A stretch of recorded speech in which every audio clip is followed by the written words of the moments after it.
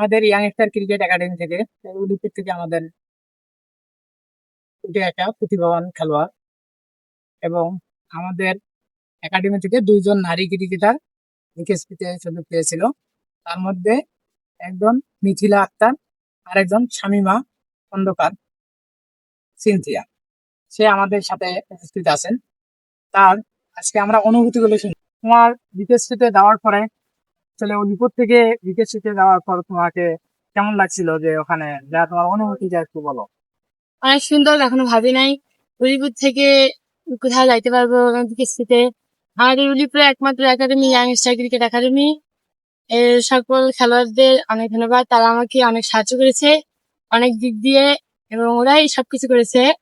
এদের এখান থেকেই আমি বিকেএসপির জন্য ট্রায়াল দিয়েছিলাম মার্চের 28 তারিখে।